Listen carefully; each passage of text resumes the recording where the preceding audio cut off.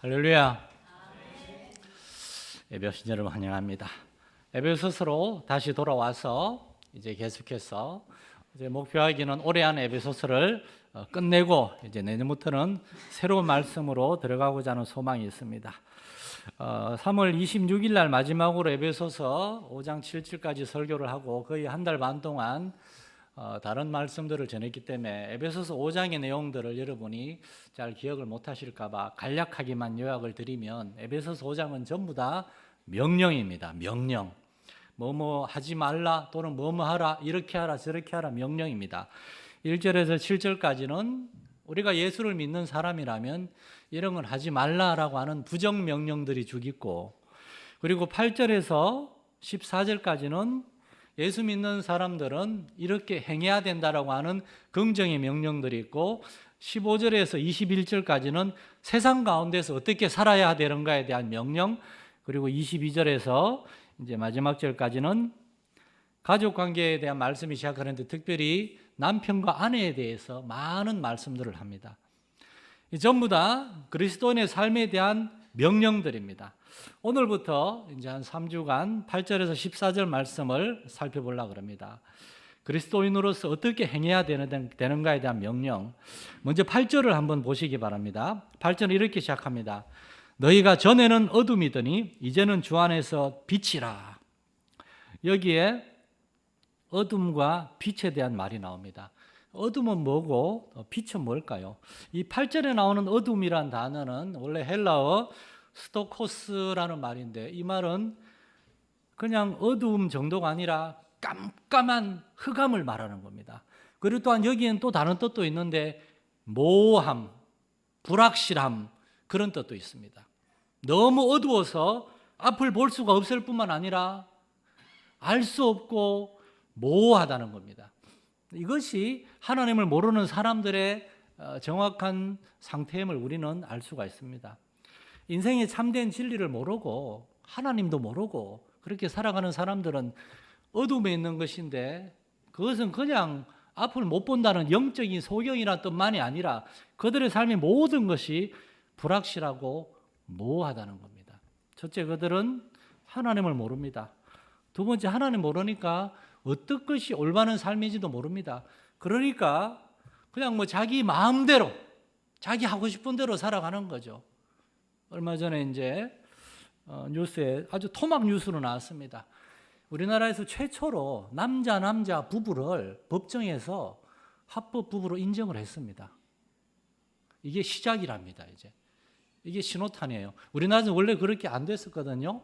그런데 미국에는 그런 주도 있고 안 되는 주도 있는데 우리나라에서도 어떤 법원에서 인정을 했고, 이제 그렇다고 이제 그게 전체 다 인정되는 거는 시간이 걸렸지만, 이러한 동성 이런 거 유튜브에 얘기하면은 한동안 유튜브에서 유튜브 영상을 못 올리게 합니다. 제 옛날에 그런 식으로 몇 번 먹었거든요. 이러한 것들, 무엇이 옳은지 모르고 자기 마음대로 사는 겁니다. 목적도 없고 방향도 없고 자기가 하고 싶은 대로 살아가는 거. 이미 오래전에 어떤 나로 시작하는 어떤 나 땡땡 메이커에서 그 로고가 카피 그렇게 돼요. Just do it. 그냥 해버려. 하고 싶은 대로 해라. 그것이 오늘날 사람들의 모토라는 겁니다. 그러므로 우리가 전에는 어둠이다라는 이 말은 단지 우리가 전에 죄인이었다라는 말, 그 말보다 더 실제적이고 우리의 삶을 잘 표현하는 겁니다. 우리는 죄인이기 때문에 죄인들의 삶은 불행하고 모호하고, 나이가 들면 들수록 인생에 대한 회의, 그렇게 열심히 돈 벌고 일하고 했는데 자녀들 다 떠나고 이제 혼자만 남아요. 최근에 우리나라에도 뭐 노년 고독사 그런 것들이 많습니다. 노인들의 마지막 돌아가시기 전 10년 동안에 노인들의 삶은 질병과 경제적인 어려움으로 정말 말할 수 없는 고통 가운데 보내는데 우리나라도 예외가 아니라고 그럽니다. 그때 하나님이 없는 사람들, 믿음의 형제와 자매들, 함께 나가서 신앙생활을 교제할 교회가 없는 사람들, 하나님이 없는 사람들, 그러한 사람들은 얼마나 고통스럽고 불행하고 외롭겠습니까?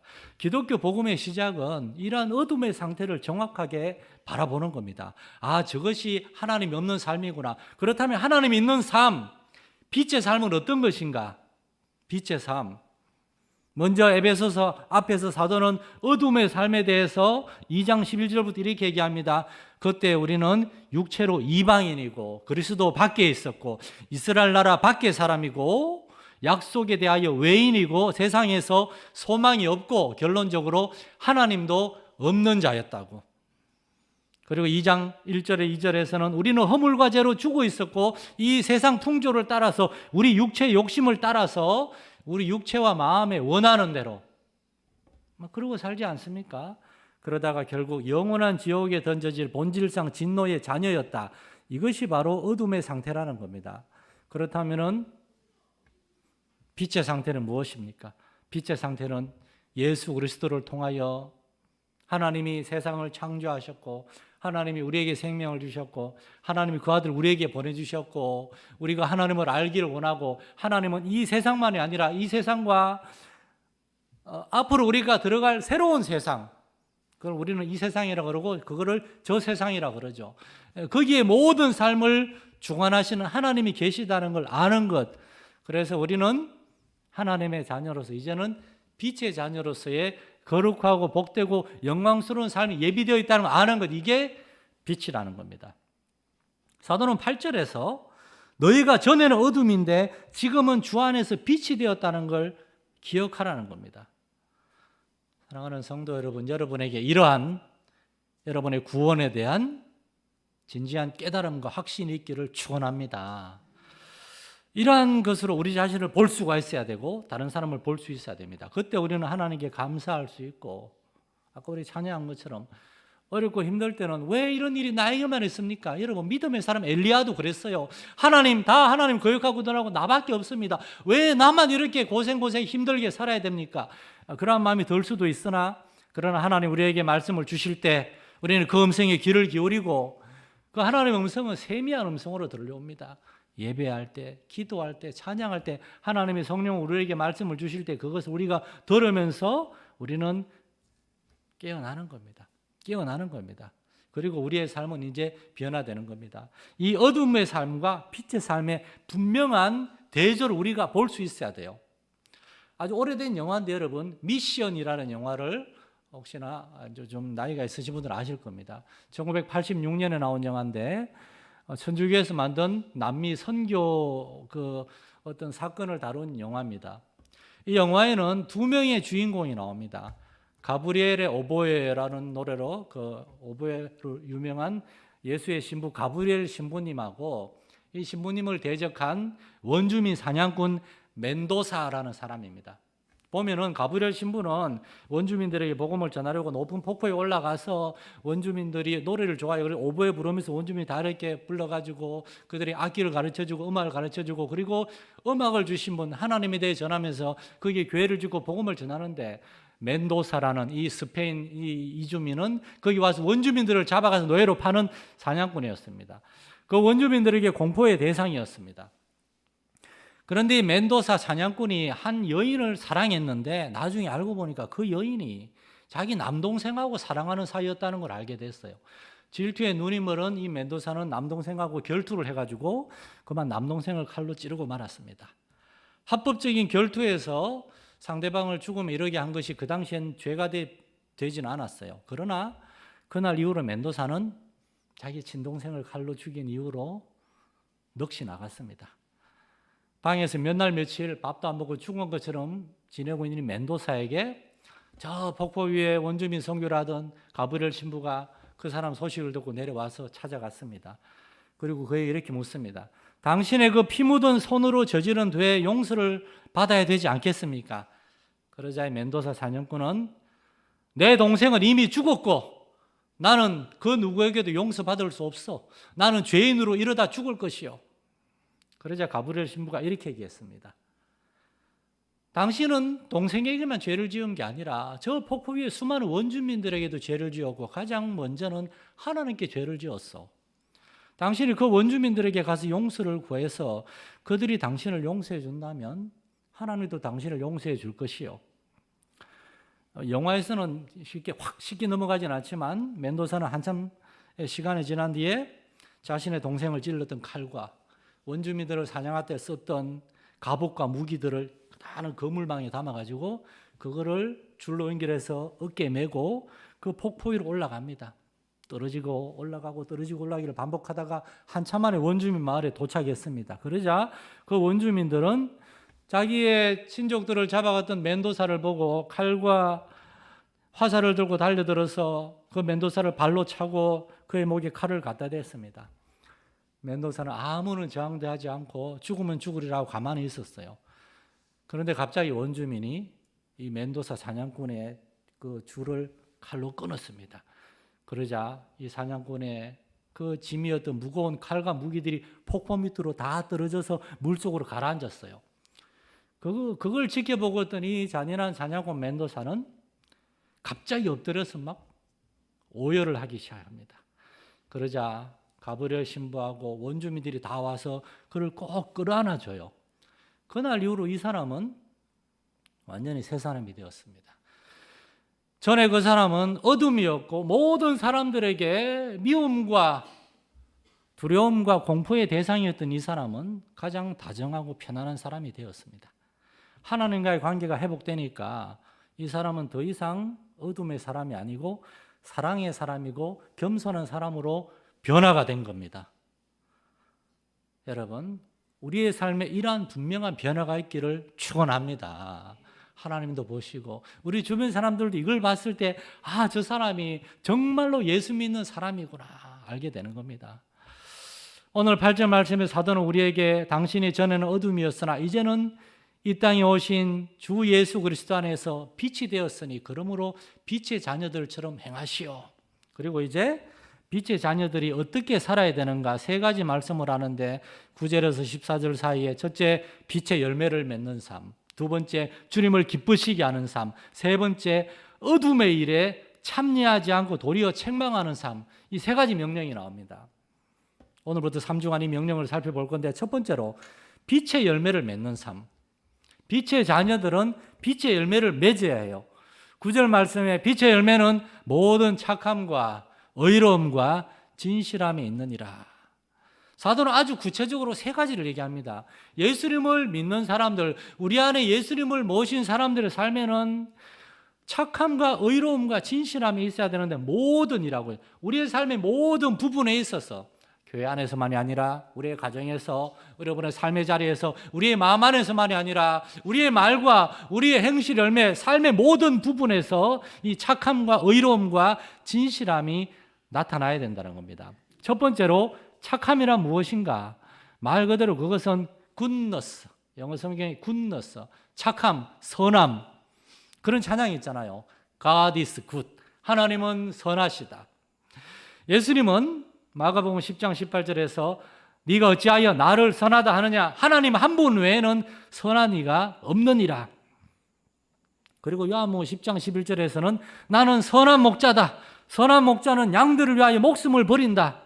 여기서 예수님은 하나님의 성품인 선함, 그것을 예수님이 이제 어떻게 그 선한 성품을 보여주는지 얘기하고 있어요. 그것은 다른 사람을 위하여 이 땅에 오시고 찾아가고 그를 위하여 희생하고 목숨을 버리는 것, 이것이 착하고 선한 겁니다. 기독교의 선함은 자기 혼자 선하다고 독야청청하는 것이 아니라 다른 사람과의 관계에서 구체적으로 나타나는 게 착하고 선한 겁니다.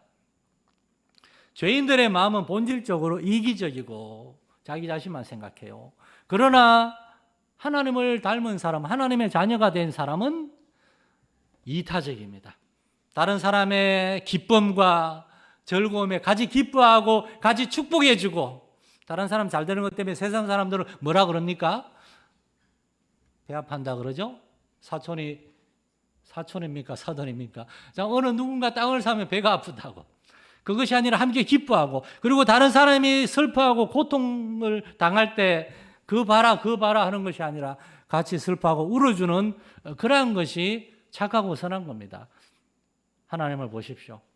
하나님이 창조하신 피조물이 하나님을 닮은 존재로 가장 복되게 고귀하게 창조한 사람이 앞장서서 하나님을 거역하고 하나님을 버리고 자기 마음대로 살다가 이 땅에서도 영원한 모호함과 불확실함과 고통과 불행 속에 살다가 장차 영원한 지옥, 영원한 멸망을 받게 될 우리를 보시고 하나님은 마음 아파하셨어요.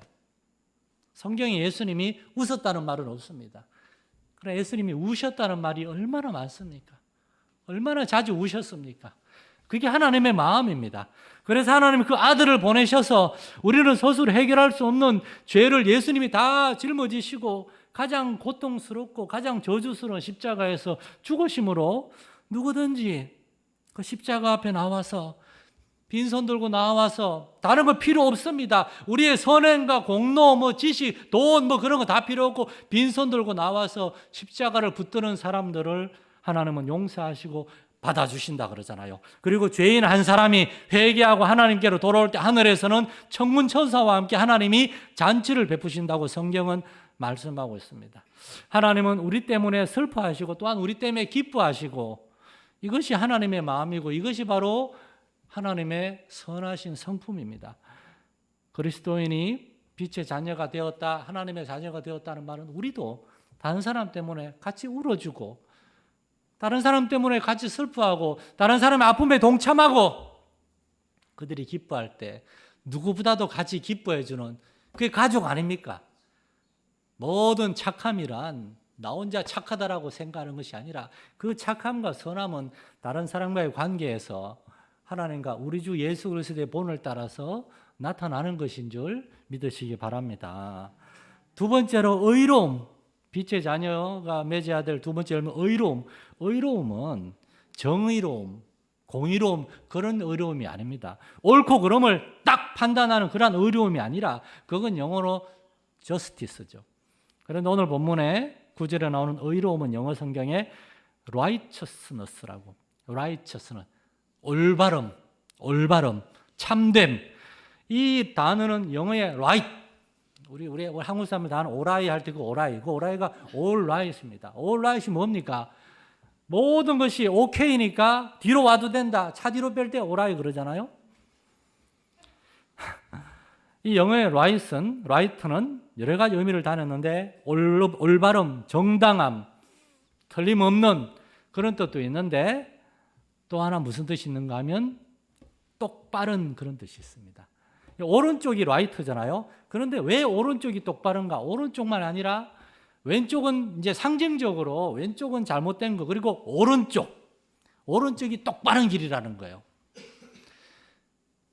빛의 자녀가 맺어야 될 두 번째 열매인 이 의로움, 이것은 첫 번째 열매인 착함은 내적인 성품, 형제와 자매들, 다른 사람들에 대한 관심과 사랑, 그들과 함께 기뻐하고 슬퍼하는 그러한 마음들이라면은 두 번째 열매인 의로움, 이 똑바름, 이것은 우리의 그 착한 마음들이 겉으로 드러나는 방식입니다. 우리의 말하는 것과 우리의 행동하는 것이 우리의 전체적인 삶의 방식이 좌로나 우로나 치우친 것이 아니라 예수님을 닮아서 똑바로 가는 것, 그 똑바른 삶, 그것이 바로 의로움이라는 겁니다. 세상에는 예수 믿는 사람들을 유혹하고 주님의 길이 아니라 다른 길로 가도록 자꾸만 끌어당기고 자꾸 안 오니까 다리 걸어 넘어뜨리려고 그렇게 하는 사람들, 그 배후의 어둠의 세력들이 너무나 많습니다. 적당히 타협하라고 그렇게 유별나게 예수 믿어서 뭐 하냐고.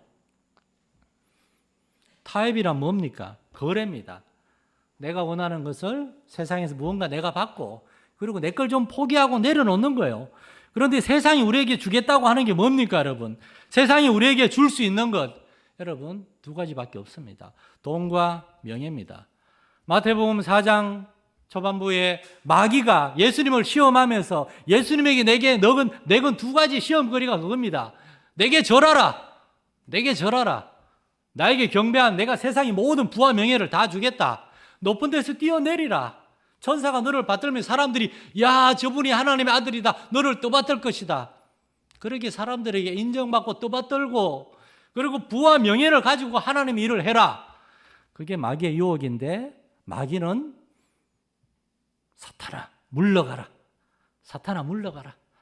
마귀는 자신이 예수님은 스스로 명예를 취하려고 하지 않았습니다. 예수님은 자기 자신을 위해서 기적을 행하려고 하지도 않았습니다. 예수님은 사람들을 끌어모으기 위해서 어떤 특별한 것을 하려고 하지 않았습니다. 예수님은 마귀가 돈과 부와 명예와 세상적인 방법으로 하나님의 일을 하라라고 하는 그 모든 유혹에 대해서 예수님은 사탄아 물러가라 단호하게 거절했습니다. 예수님의 방법은 돈과 물질과 어떤 세상적인 어떤 명예와 신분, 그런 권력, 그런 것들이 아니라 예수님의 방법은 성육신에서 사람이 되셔서 가장 낮은 자리로 겸손하게 내려오셔서 우리와 삶을 나누시고 우리에게 말씀을 주시고 우리를 위해 친히 나병 환자에게 그에게 손을 대시며 기도하시고 외아들을 잃은 과부를 위해서 40km 먼 길을 하루 종일 달려가서 그 아들을 살려주시고 그 과부의 아픔에 슬픔에 동참하시고, 그렇게 예수님은 우리의 삶에 실제로 찾아오시는 그러한 사랑의 방법이었습니다. 주님의 방법은 세상적인 요령이나 꼼수가 아니었고, 주님의 방법은 세상적인 수단과 방법을 가리지 않는 그러한 방법이 아니었고, 주님의 방법은 사람들의 마음을 얻기 위한 그러한 방법이 아니었고, 주님의 방법은 하나님을 예배하고 하나님을 경외하며 하나님의 방법, 하나님이 원하시는 것이 무엇인가 그 말씀을 듣고 그 말씀에 순종하는 것입니다. 그 대표적인 증거가 뭡니까? 요한복음 6장에 많은 사람들이 와서 예수님을 왕으로 삼으려고 할 때 예수님은 사람들을 떠나서 산으로 갔다고 되어 있습니다. 오늘날 세상 사람들은 많은 사람들이 힘입니다. 정치인들도 여론. 옛날에 어떤 정치인이 동성애법을 자꾸 지지하는데 한 기자가 물었습니다. 아니 시장님, 땡땡땡 시장인데 시장님 아들이 동성연애하면 어떻게 하겠습니까? 때려 죽여야죠. 그럼 사람들은 왜 그냥 둡니까? 다 원하니까. 내 아들은 안 되지만 사람들이 원하면 뭐 허용하겠다는 겁니다. 이게 잘못된 겁니다. 이게. 여러분, 주님의 방법은 그런 게 아니었습니다. 주님의 방법은 교회가 하나님의 방법을 따라서 의로운 방법, 올바른 방법, 그걸 따르는 거였어요. 그것이 바로 모든 착함과 의로움입니다. 여기에서 우리는 한 가지 질문을 던질 수 있습니다. 왜 우리는 그렇게 힘들게 살아야 됩니까? 왜 예수 믿는 사람들은 그렇게 세상과 다르게 유별나게 살아야 됩니까? 그 이유가 바로 빛의 자녀의 세 번째 열매가 진실함, 진리이기 때문입니다. 우리말은 진실함이라 되어 있지만 영어 성경에는 truth, 진리라고 되어 있어요. 진리는 그게 참된 겁니다. 진리는 뭡니까? 하나님이 계시다는 거예요. 하나님이 세상을 창조하셨고 이 세상은 자기들 마음대로 하고 싶은 대로 살아가는 것이 아니라 하나님의 법을 따라서 살도록 되어 있는 그게 진리입니다. 다시 말해서 우리가 이렇게 살아야 되는 이유는 하나님이 계시고 우리가 하나님을 믿는 사람이기 때문에,